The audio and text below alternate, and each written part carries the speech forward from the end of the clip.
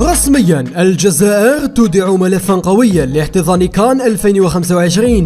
وضع المكلف بالإعلام لدى الفاف صالح بي عبود ملف الجزائر لاحتضان كان 25 بمقر الاتحاد الافريقي بالقاهرة، وضم الملف 6 ملاعب أساسية وملعبين احتياطيين. وجاء في قائمة الملاعب الأساسية كل من ملاعب الدويرة وبريقي بالعاصمة، بالإضافة إلى ملعب بوهران وملعب عنابة، وكذلك ملعبي حملاوي ومصطفى شاكر بقسنطينة والبوليدة. فيما جاء بالقائمة الاحتياطية ملعب 5 جويلية الأولمبي بالعاصمة، وكذلك ملعب تيزي وزو. هذا وتم وضع ضمن الملف 30 ملعب للتدريبات مع مجموعة من المرافق والفنادق وخطوط الترامواي والمترو. فيما صرح صالح بي عبود أن الجزائر من الدول القليلة التي تملك حظوظ احتضان نهائيات إفريقيا، بحيث اعتبر أن ملف الجزائر قوي ويلبي دفتر الشروط. وأكد أن الجزائر لديها إمكانيات كبيرة خاصة مع الملاعب الجديدة التي ستسمح لنا باستضافة كان 25.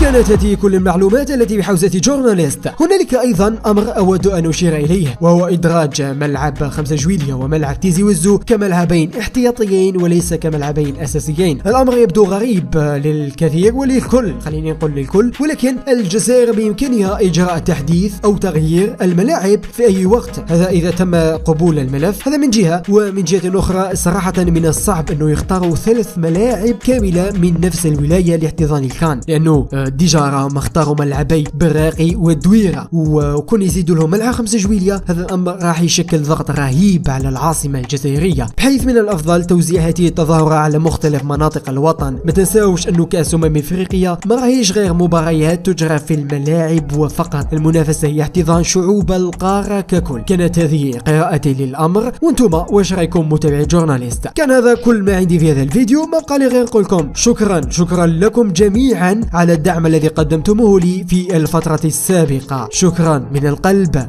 للمزيد تابعوا جورناليست، الصحفي الذي ينطق حرف الراء غاء.